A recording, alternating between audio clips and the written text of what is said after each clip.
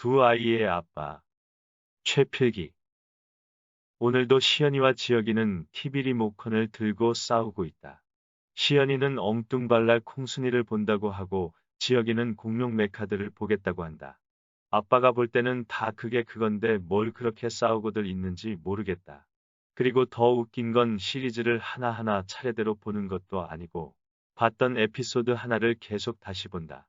정말 이해는 하면서 보는 건지 아니면 그냥 자기가 보고 싶은 걸 틀어놓기 위함인지 모르겠다. 아이들이 싸우지 않도록 엉뚱발랄 콩순이와 공룡 메카드가 나오면 좋겠다. 우리 집에는 미운 4살 지혁이와 더 미운 7살 시연이가 있다. 이젠 둘 다 의사소통도 제법 그럭저럭 하게 되니 사이좋게 지낼 만도 한데 싸우기부터 한다. 소파 목 받치며 올라서 뛰어내리다 서로 깔아뭉개며 싸우고 타요 미끄럼틀을 오르락내리락 하면서 싸우고 물감놀이, 색종이놀이, 모래놀이 등등 사이좋게 지내라고 준비해주면 꼭 싸움의 도구로 만들어버린다. 그리고 더 보기 싫은 건 고자질. 둘이 뭐 좀 하고 있으라고 하고 내가 다른 일을 하고 있으면 10분이 멀다 하고 와서 아빠, 누나가, 아빠, 지혁이가. 라면서 서로 고자질을 한다. 아주 요즘엔 하는 짓마다 미워 죽겠다. 우리 부부가 결혼을 한 건 2011년이었다. 그리고 시연이가 2014년에 태어났으니 3년이 조금 더 걸렸다. 처음에는 아이를 늦게 낳으려고 생각했는데 나이가 있다 보니 2012년부터는 본격적으로 준비를 했다. 그런데 아이를 갖는 일이 정말 쉬운 일이 아니었다. 아내는 직장도 그만두고 난임 전문병원에 다니면서 배란 주사 맞고 날짜를 계산해가며 관계를 해도 꽤 오랫동안 아이가 생기지 않았고 우리 부부에게도 큰 스트레스가 되었다. 결국 인공수정을 하고 생긴 아이가 시연이었다.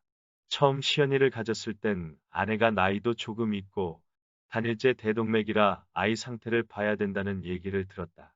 처음 아이를 갖게 되니 병원에서 하는 작은 얘기 하나하나가 엄청 신경이 쓰이고 꼭 우리 부부가 뭘 잘못했나 싶은 마음에 더 불안했던 것 같다. 5개월쯤 됐을 때였나 양수 검사를 해보는 게 어떠냐고 얘기를 했는데 우리는 하지 않기로 했다. 이미 상당히 큰 아이이고 양수 검사를 해서 만에 하나 아이가 문제가 있다면 낳지 않을 것인가를 두고 아내와 대화를 했는데 그래도 우리는 낳을 거라 얘기했다. 그렇다면 굳이 양수 검사를 할 필요가 없다고 생각했기에 검사를 받지 않고 10개월을 꽉 채워서 자연분만을 하게 되었다. 우리 부부는 시연이가 태어나기도 전에 이미 이름을 지어놓고 기다리고 있었다. 아이가 태어나자마자 바로 다음날 장명소에 가서 아이의 생년월 일시를 가져가 시연에 맞는 한자만 찾아달라고 했다. 그렇게 애지중지하면서 얻은 시연이는 설소대 수술도 받고 장염으로 입원도 했고 넘어져서 응급실에도 실려가며 아주 험난한 영아기를 보냈다. 처음 아이를 갖기로 계획할 때부터 우리는 둘 이상을 낳기로 했다.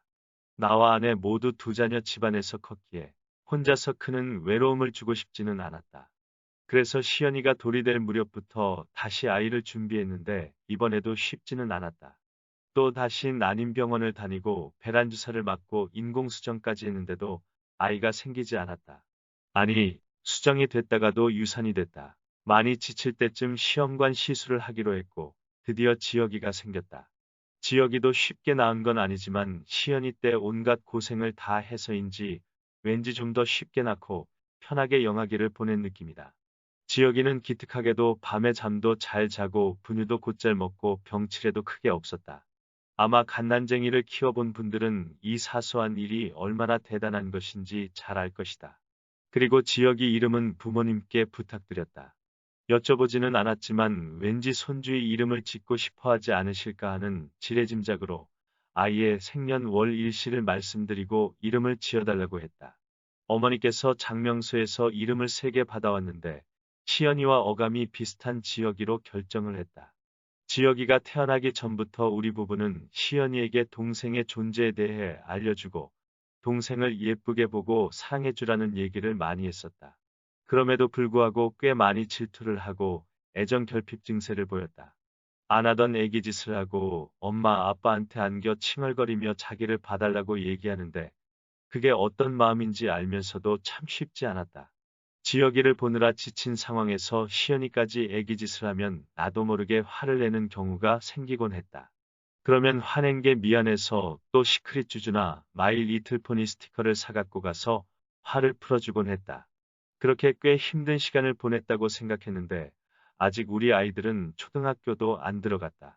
그래도 요즘엔 서로 대화가 가능해서인지 아주 가끔 단합하는 모습도 보여준다. 지난 여름에 의정부 무지랭이 계곡에 놀러 갔다. 아내가 토요일에도 근무를 하는 직장이라 토요일에 내가 아이들을 보는 경우가 많은데 방학동에 사는 지인과 함께 아이들을 데리고 계곡에 간 것이다. 코로나19로 인해 사람들이 많이 없는 곳을 찾아간 것인데 그래도 꽤 많은 사람들이 있었다. 사람들을 피해 계곡 상류로 한참 올라가서 놀았는데 우리 집 아이 둘과 그 집 아이 하나, 셋이 물놀이를 하면서 놀았다. 처음에는 시연이랑 지인의 딸인 세연이가 함께 지혁이를 공격하면서 놀았는데 지혁이가 물에서 허우적대면서 울음을 터뜨렸다. 그러자 시연이가 그래도 누나라고 지혁이를 달래주며 세연이한테 동생을 괴롭히지 말라는 것이었다.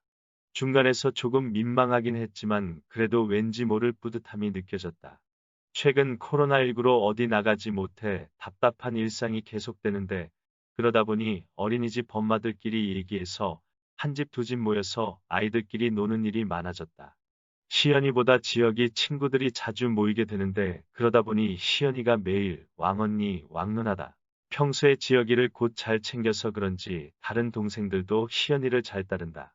그렇게 아이들끼리 좁은 집에서 어울려 노는 모습을 보면 왠지 짠한 마음이 든다.